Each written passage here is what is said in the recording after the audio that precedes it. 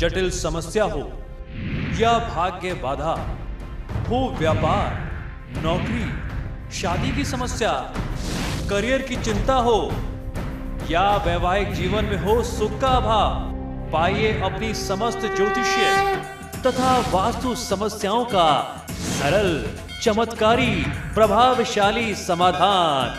एक जाना माना और विश्वसनीय नाम, आचार्य पंडित श्री वैभवनाथ शर्मा जी, काशी के 400 वर्ष पुराने प्रतिष्ठित और अंतरराष्ट्रीय ख्याति प्राप्त राज ज्योतिषी परिवार की 8वीं पीढ़ी के ज्योतिषी और वास्तु शास्त्री आचार्य पंडित श्री वैभवनाथ शर्मा जी के द्वारा व्यक्तिगत या फिर फोन पर अपॉइंटमेंट लेने के लिए कॉल करें 9818-300-146, 9990-724-131 या फिर ईमेल करें sharma.vaibhav@gmail.com पर।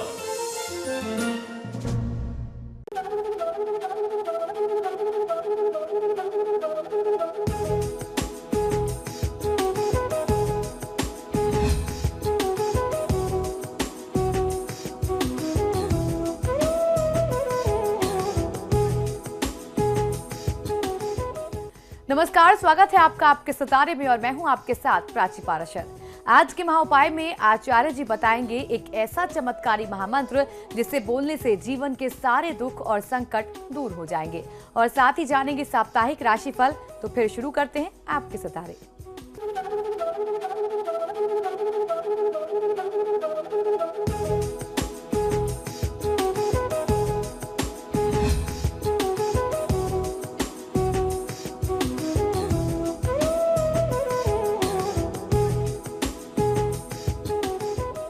आपके सितारे में आप अपनी हर परेशानी का हल प्राप्त कर सकते हैं और अपने सवाल पूछ सकते हैं। स्टूडियो में साथ देने के लिए मौजूद हैं विश्वविख्यात ज्योतिषाचार्य और वास्तु शास्त्री पंडित वैभवनाथ शर्मा।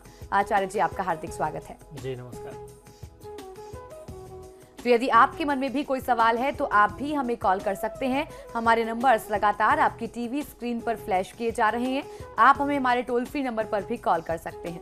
आप हमसे सीधी बात कर सकते हैं। हमारा टोल फ्री नंबर है 1800-102-6303। आप इस नंबर पर मुफ्त में कॉल करें। इसके अलावा आप हमारे लैंडलाइन नंबर्स 0120-464-6332, 0120-464-6327 पर भी कॉल करके हमसे सीधी बात कर सकते हैं।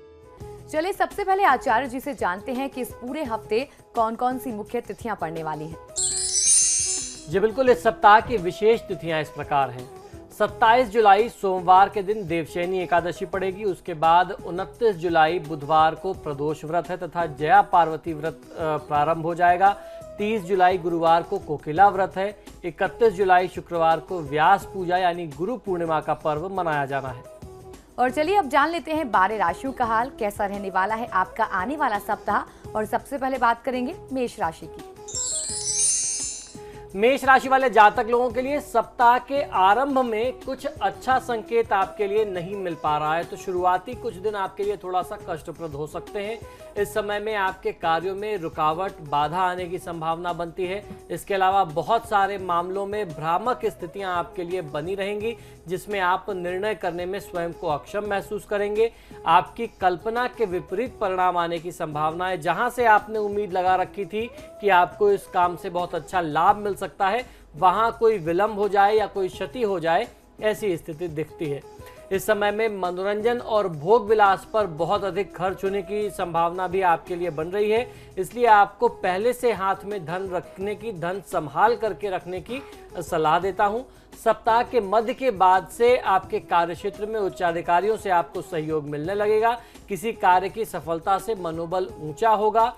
मांगलिक कार्यक्रम के आयोजन करने की स्थिति या शामिल होने का संयोग आपके लिए बनेगा। इस सप्ताह को शुभ बनाने के लिए भगवान श्री हनुमान जी की पूजा आराधना आपको नियमित करते रहना चाहिए। इससे आपका मार्गदर्शन होता रहेगा। अतः बजरंग बाण का पाठ कर लेना आपके लिए सर्वोत्तम होगा। दिनचर्या को अव्यवस्थित और अनियमित न करें, इस बात का आपको ध्यान रखना चाहिए। और चलिए अब जान लेते हैं वृषभ राशि वालों का आने वाला सप्ताह कैसा रहने वाला है। वृषभ राशि वाले जातक लोगों के लिए सप्ताह का पहला दिन आपको अनुकूल लग रहा है। आपके लिए परिस्थितियां आपके पक्ष में बनेंगी। इस समय आपको विदेश से जो आपके जानने वाले लोग हैं, विदेश से संबंधित जो लोग हैं, खासतौर पर महिला वर्ग से लाभ मिलने की आपको स्थिति बनती है। विवाह के लिए उत्सुक लोगों के लिए यह समय अनुकूल कहा जा सकता है। विवाह संबंधों की बात आगे बढ़ सकती है। यदि आप कहीं आपकी बात चल रही है तो इसमें आपको सकारात्मक परिणाम मिले, सकारात्मक संकेत मिले, ऐसी संभावना बनती है। इस समय आप सैर सपाटे पर अधिक जोर देंगे। आपका इंटरेस्ट ज़्यादा घूमने फिरने में होगा, जिसके कारण खर्च में वृद्धि होने की संभावना भी बहुत ज़्यादा बनती है। कार्यालयी संबंधी कार्यों के क्षेत्र में भी लंबी यात्राएं आपको करनी पड़ सकती हैं, यानी व्यापारिक यात्राएं भी होंगी। आपके अधिकारों में वृद्धि होगी। पूंजी निवेश और संपत्ति के संदर्भ में लाभ आपको प्राप्त होगा, जिससे आपका मनोबल भी बढ़ेगा। इस सप्ताह को शुभ बनाने के लिए भगवान श्री राम की पूजा आराधना कर लेना आपके लिए सफलतादायी हो सकता है। तो राम रक्षा स्तोत्र का आपको पाठ करना चाहिए और गलत मित्रों की संगत से आपको दूर रहना चाहिए। और चलिए अब जान लेते हैं मिथुन राशि वालों का ये पूरा सप्ताह कैसा रहने वाला है। मिथुन राशि वाले जातक लोगों के लिए सप्ताह का प्रारंभ व्यावसायिक मामलों में थोड़ा सा भ्रमित करने वाला आपके लिए हो सकता है। पारिवारिक सदस्यों के साथ मतभेद होने की संभावना आपके लिए बनती दिखाई देती है। व्यापारी वर्ग को उधार वसूलने के लिए थोड़ा सा इंतजार भी करना पड़ सकता है। इस समय आपको भाग्य का साथ मिलेगा, लेकिन आप उसका सही तरीके से इस्तेमाल करने से चूक सकते हैं। तो इन अवसरों का लाभ लेना चाहिए, इससे चूकना नहीं चाहिए। इस समय आप कार्य की खोज या व्यवसाय संबंधी यात्रा भी कर सकते हैं। इस तरीके के योग आपके लिए बन रहे हैं। संतान पक्ष के शैक्षणिक क्षेत्र को, शैक्षणिक स्तर को उच्च बनाने में थोड़ी सी मेहनत आपको करनी पड़ सकती है, कश्मकश करनी पड़ सकती है। बच्चों की पढ़ाई लिखाई के जुड़े हुए क्षेत्रों में स्वास्थ्य अच्छा रहेगा और जोश से परिपूर्ण रहने वाले हैं आप। नेत्र पीड़ा से जल्दी ही आपको मुक्ति मिल सकती है। कुछ नेत्र संबंधी समस्याएं, आंखों से संबंधित कोई इन्फेक्शन, कोई बीमारी, कोई समस्या से आप काफी समय से जूझ रहे थे, उससे इस सप्ताह में आपको मुक्ति मिल जाएगी। इस सप्ताह को शुभ बनाने के लिए मां अन्नपूर्णा की पूजा आराधना आपको सुख और सफलता प्रदान करेगी। अन्नपूर्णा स्तोत्र का आपको पाठ करना चाहिए और कोई व्यक्ति आपके पास सहयोग मांगने आता है तो आप उसे इनकार मत करिए, यथासंभव उसकी सहायता आप अवश्य करें। और चलिए अब जानते हैं कर्क राशि वालों का आने वाला सप्ताह कैसा रहेगा। कर्क राशि वाले जातक लोगों के लिए सप्ताह के आरंभ के कुछ दिन जो है वो आपके लिए थोड़े से विपरीत हो सकते हैं। इस समय आपके अंदर उग्रता बहुत अधिक रहने वाली है और संबंधों में प्रेम भाव की कमी आने की संभावना भी दिखाई देती है, जिस कारण निकट भविष्य में संबंध थोड़े से तनावपूर्ण हो सकते हैं, संबंध प्रभावित हो सकते हैं। इस समय आपका वैवाहिक जीवन भी अधिक उत्साहित नहीं रह पाएगा। पत्नी या पुत्र का स्वास्थ्य जो है वो चिंता का कारण आपके लिए बन सकता है। यदि आप हिस्सेदारी में कारोबार कर रहे हैं, यानी पार्टनरशिप बिजनेस कर रहे हैं, तो इस समय आप किसी भी प्रकार का नया निर्णय अपने दम पर अभी वर्तमान समय में मत करिए। मांगलिक कार्यों की बेला आपके परिवार में आपके लिए दस्तक देगी। आर्थिक विकास के रास्ते धीरे धीरे सप्ताह के और प्रगति करने से खुलने लगेंगे। पारिवारिक जीवन में खुशियां आने लगेगी और आपका फिर मनोबल ऊंचा रहेगा। इस सप्ताह को शुभ बनाने के लिए भगवान विष्णु की पूजा आराधना आपको मनोवांछित सफलता दिला सकती है। भगवान विष्णु की पूजा आराधना आपको अवश्य करनी चाहिए। किसी भी परिस्थिति में अपने गुरुजनों और अपने वरिष्ठ जनों का आपसे अपमान ना हो जाए, इस बात का आपको ध्यान रखना चाहिए। और चलिए अब जान लेते हैं सिंह राशि वाले इस पूरे सप्ताह क्या करें और क्या ना करें। सिंह राशि वाले जातक लोगों के लिए यह सप्ताह शुभ बना रहने की संभावना बनती दिखाई देती है। आप पूरे उत्साह और जोश के साथ वैवाहिक जीवन का आनंद ले पाएंगे। आप विपरीत लिंग के प्रति थोड़ा आकर्षित भी हो सकते हैं। कृषि संबंधी उत्पादन, रियल एस्टेट, लाल रंग की वस्तुओं के व्यापार में आपको सफलता मिलने की संभावना दिख रही है। नौकरी पेशा लोगों पर उच्च अधिकारियों की कृपा दृष्टि बनी रहने वाली है। लेन देन के वाद विवाद जो पुराने समय से चल रहे थे, उनको सुलझाने में आप सफल रह सकते हैं। वैवाहिक जीवन में अमन चैन बढ़ेगा, आपको संतुष्टि प्राप्त होगी। पत्नी और बच्चों के साथ जो पुराने समय से मतभेद चल रहा था, अब उस तनाव और मतभेद की स्थिति का सुखद अंत होने जा रहा है। इस सप्ताह को शुभ बनाने के लिए मां लक्ष्मी की पूजा आराधना आपको बहुत अच्छा लाभ दे सकती है। अपने क्रोध और उत्तेजना से आपको बचना होगा। और चलिए अब जान लेते हैं कन्या राशि वालों का ये पूरा सप्ताह कैसा रहने वाला है। कन्या राशि वाले जातक लोगों के लिए इस सप्ताह का प्रारंभ आपके लिए काफी अच्छा रहने की संभावना बनती दिखाई देती है। आप खुशहाल वैवाहिक जीवन का आनंद ले पाएंगे। आपकी सृजनात्मक क्षमता में वृद्धि होगी। मौज मस्ती और मनोरंजन पर धन खर्च होने की संभावना दिखती है। हालांकि आपको सलाह है कि आपको बचत पर भी बहुत ज्यादा ध्यान देने की आवश्यकता है, अन्यथा निकट भविष्य में आर्थिक समस्या उत्पन्न हो सकती है। पूंजी निवेश में लाभ अगर आप प्राप्त करना चाहते हैं तो निवेश के माध्यम से आप लाभ प्राप्त कर सकते हैं। कार्य क्षेत्र में कुछ जटिलताएं निश्चित तौर पर सामने आ सकती हैं। स्वजनों के मध्य प्यार व सहयोग बना रहने वाला है। इस सप्ताह का पूरा लाभ उठाने के लिए नित्य प्रति 108 बार महामृत्युंजय मंत्र का आपको जाप करना चाहिए और ध्यान रखना है कि पूरे सप्ताह में आप नीले और काले रंग के वस्त्रों के प्रयोग से बचें तो आपको लाभ मिलेगा। और चलिए अब जान लेते हैं तुला राशि वालों का ये पूरा सप्ताह कैसा रहने वाला है।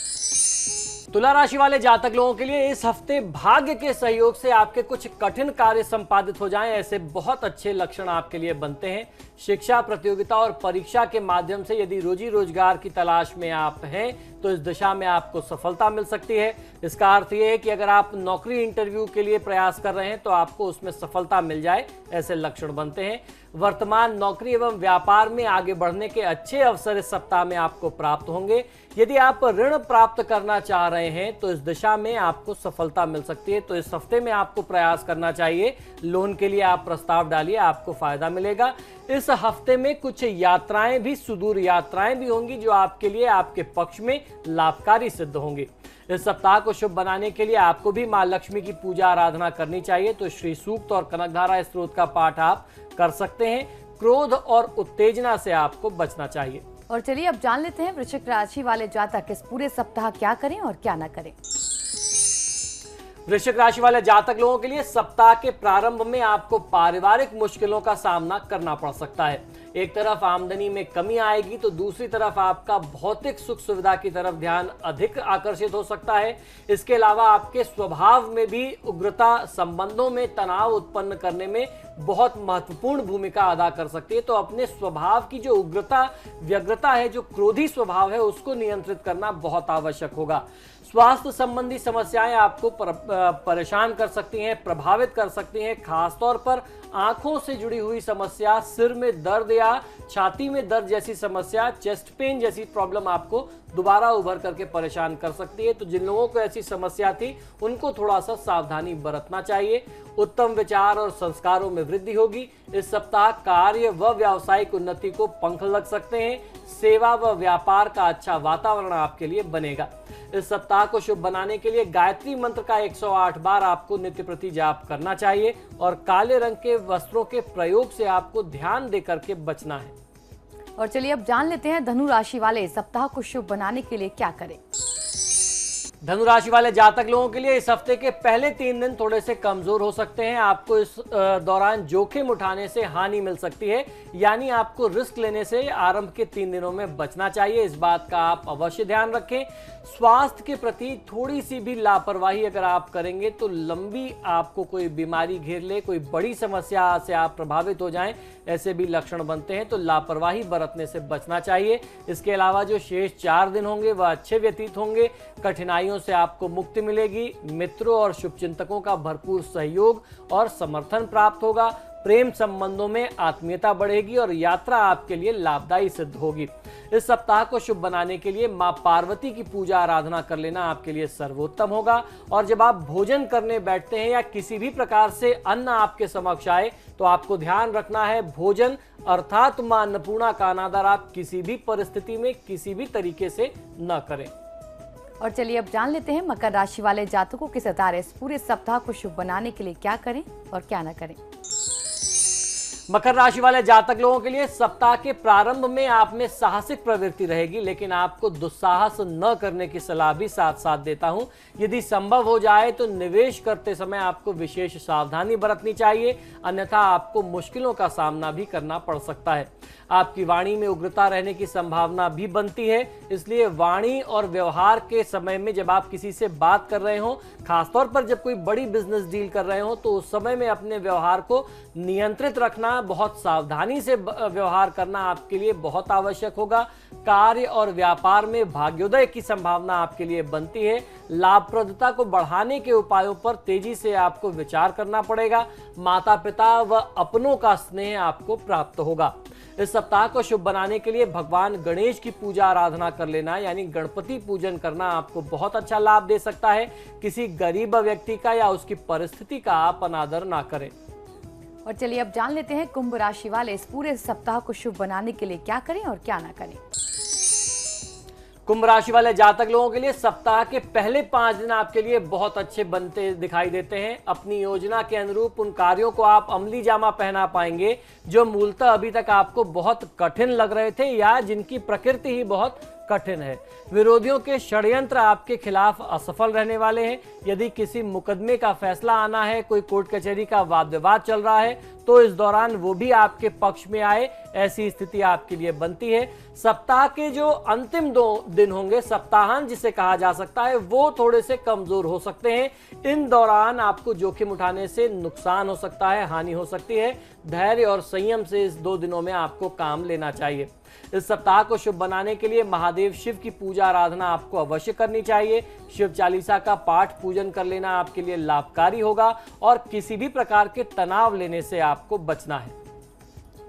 और चलिए अब जान लेते हैं मीन राशि वाले इस सप्ताह को शुभ बनाने के लिए क्या करें। मीन राशि वाले जातक लोगों के लिए सप्ताह के प्रारंभ में आपको थोड़ी सी असहजता अनुभव हो सकती है। आपका मन दुविधाग्रस्त रहेगा। इस समय आपका भोग विलास की तरफ ध्यान बहुत अधिक हो सकता है और व्यर्थ में धन खर्च होने की संभावना आपके लिए बनती है। वाहन चलाते समय आपको विशेष ध्यान रखने की आवश्यकता है। सप्ताह मध्य के बाद आपको आर्थिक तौर पर थोड़ी सी राहत मिलने की संभावना भी बनती है। संतान प्राप्ति के लिए इच्छुक लोगों के लिए यह समय अनुकूल कहा जा सकता है। अचानक ही कोई प्रगति का समाचार आपको प्राप्त होगा, कोई शुभ समाचार मिले जिससे मन प्रफुल्लित हो जाए, आर्थिक समृद्धि बनी रहे, ऐसे भी लक्षण बनते हैं। गृहस्थ जीवन में खुशनुमा वातावरण आपके लिए बनेगा। पारिवारिक जीवन में प्यार बना रहेगा। इस सप्ताह को शुभ बनाने के लिए हनुमान जी की पूजा आराधना आपके लिए सर्वोत्तम होगी। तो हनुमान चालीसा का पाठ आपको नियमित रूप से करते रहना होगा। अपने कार्य की जो जिम्मेदारियां हैं उसमें आप लापरवाही किसी भी प्रकार से मत करिए। और फिलहाल यहाँ रुकेंगे एक छोटे से ब्रेक के लिए। ब्रेक के बाद जानेंगे आज का महाउपाय, तो बने रहिए हमारे साथ।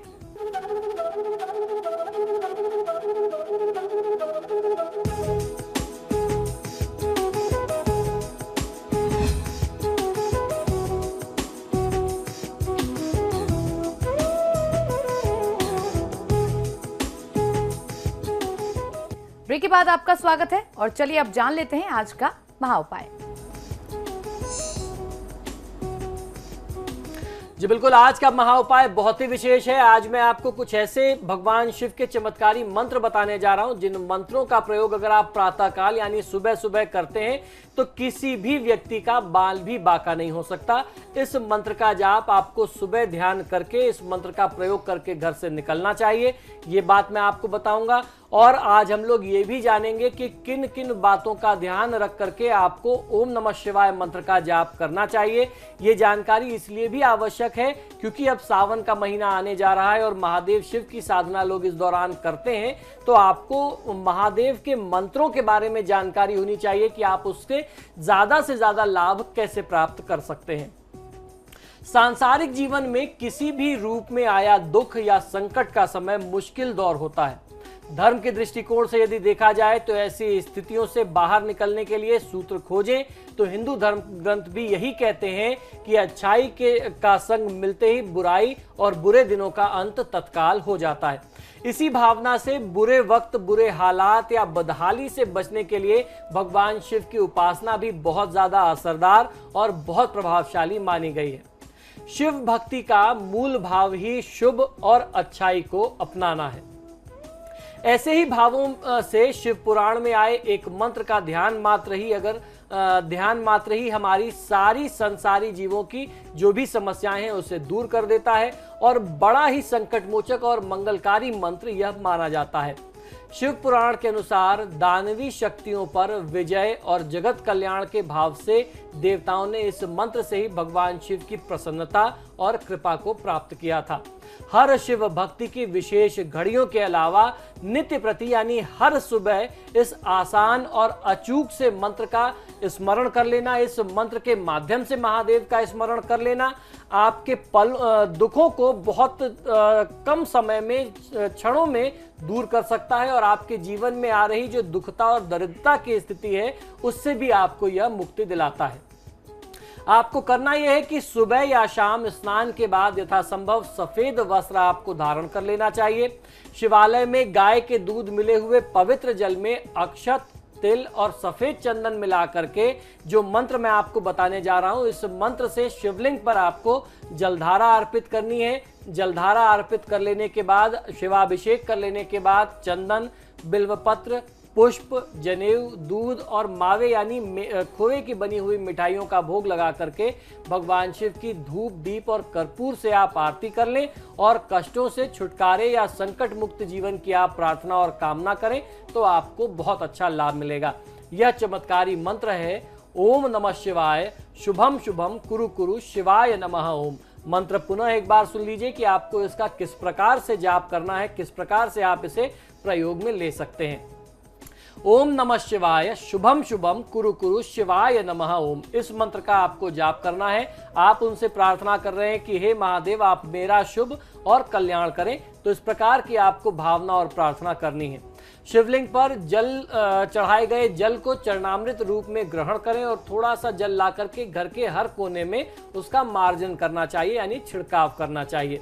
इस मंत्र का रुद्राक्ष की माला से यथाशक्ति अगर कोई व्यक्ति जाप करता है तो वह जाप भी मनोरथ सिद्धि करने वाला बताया गया है। तो ये तो बात रही महादेव शिव के एक चमत्कारी मंत्र की।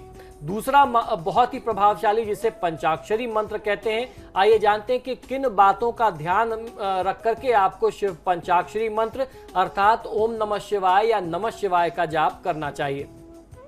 शिव कृपा निधि यानी बेहद करुणा से परिपूर्ण देवता के रूप में पूजनीय है। धार्मिक आस्था से शिव का करुणा भाव ही सांसारिक जीवन में सुख का कारण है। शिव की ऐसी ही प्रसन्नता और कृपा के लिए शिव उपासना में पंचाक्षरी मंत्र यानी नमः शिवाय का बहुत ही शुभ और प्रभावकारी लाभ माना गया है। हमारे धर्मशास्त्रों के अनुसार पंचाक्षरी मंत्र का स्मरण व्यक्ति के जीवन में हर काम और हर प्रकार के मनोरथ को सिद्ध करने वाला है। इस मंत्र के ध्यान मात्र से ही शिव भक्त को जीवन कलह से मुक्ति मिल जाती है। शिव अपार महिमा का महाग्रंथ शिव पुराण पंचाक्षरी मंत्र के जाप स्मरण से शीघ्र और मनचाहे नतीजों के लिए कुछ विशेष नियमों का पालन करना बहुत आवश्यक बताया गया है। तो आइए जानते हैं कि किस समय, किस नियम और किस संयम का ध्यान रख करके आपको इस मंत्र का जाप और प्रयोग करना चाहिए। इस मंत्र को यदि आप प्रयोग में लेना चाहते हैं तो सबसे पहले इस मंत्र को प्रयोग में लेने के लिए आपको करना यह है कि आपको गुरु दीक्षित होना पड़ेगा। अपने गुरु से इस मंत्र को दीक्षा में प्राप्त करना होगा। इससे इस मंत्र का जो जाप है या जो उसका प्रभाव है वो और ज्यादा मंगलकारी हो जाता है। तो जब आप इस मंत्र को अपने गुरु से प्राप्त करेंगे और उस परंपरा को आगे बढ़ाएंगे तो आपको लाभ कहीं अधिक मिलेगा। किसी देवालय में, तीर्थ में या अपने घर में किसी साफ, स्वच्छ, एकांत और पवित्र स्थान में बैठ करके, शांत स्थान में बैठ करके ही आपको इस मंत्र का जाप करना चाहिए। बहुत शोर में, बहुत कोलाहल में अगर आप इस मंत्र का जाप करेंगे, ध्यान भंग होगा तो आपको लाभ नहीं मिल पाएगा। इस मंत्र यानी नमः शिवाय के आगे हमेशा ओम लगा करके जाप करना चाहिए, तब यह पंचाक्षरी मंत्र ओम जुड़ जाने से षडाक्षरी मंत्र हो जाता है। गुरु, पति, माता पिता के प्रति सेवा भाव और सम्मान मंत्र जाप और उस काल के दौरान आप ना भूलें। ये आपका प्रमुख संस्कार और आपका प्रमुख दायित्व है। तो लोगों के प्रति जो आपकी कृतज्ञता है, जो उनका सम्मान भाव, जो सेवा भाव है, उसको आपको नहीं भूलना है कि आप किसी को ये एक्सक्यूज, ये कारण नहीं बोल सकते कि मैं अभी साधना में हूं या मेरी साधना का काल है, मैं आपके प्रति कुछ नहीं कर सकता, मैं आपकी सेवा अभी नहीं कर सकता। ऐसा आपको किसी के प्रति नहीं करना है। आप अपनी जो जिम्मेदारियां हैं उसे पूरा करके ही अपने मंत्र साधना में लग जाइए। निश्चित संख्या में पंचाक्षरी मंत्र जाप की अवधि आपको पूरी करनी है। एक जाप की अवधि होती है जिसमें आप संकल्प लें कि मैं इतने दिनों में निश्चित संख्या पूरी कर लूंगा। उस दौरान व्यक्ति खान पान और अपनी वाणी तथा इंद्रियों का पूरा संयम रखे। किसी भी हिंदू माह के शुक्ल पक्ष की प्रतिपदा तिथि यानी पहली तिथि से कृष्ण पक्ष की चतुर्दशी की तिथि तक आप मंत्र जाप कर सकते हैं। खासतौर पर महाशिवरात्रि की मंगलकारी रात में यह मंत्र जाप करना आप न भूलें, इसका स्मरण, इसका प्रयोग आप न भूलें।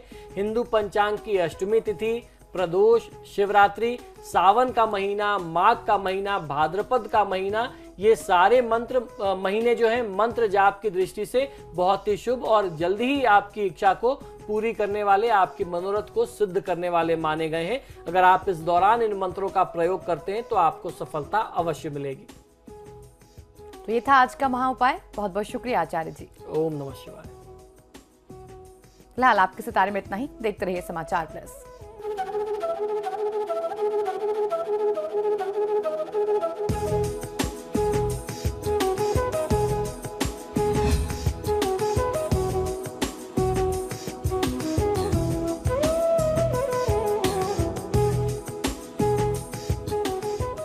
जटिल समस्या हो या भाग्य बाधा हो, व्यापार, नौकरी, शादी की समस्या, करियर की चिंता हो या वैवाहिक जीवन में हो सुख का अभाव, पाइए अपनी समस्त ज्योतिषीय तथा वास्तु समस्याओं का सरल, चमत्कारी, प्रभावशाली समाधान।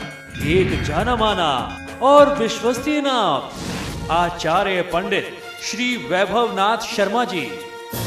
काशी के 400 वर्ष पुराने, प्रतिष्ठित और अंतरराष्ट्रीय ख्याति प्राप्त राज ज्योतिषी परिवार की 8वीं पीढ़ी के ज्योतिषी और वास्तु शास्त्री आचार्य पंडित श्री वैभवनाथ शर्मा जी के द्वारा व्यक्तिगत या फिर फोन पर अपॉइंटमेंट लेने के लिए कॉल करें 9818 300 146, 9990 724 131 या फिर ईमेल करें sharma.vaibhav@gmail.com पर।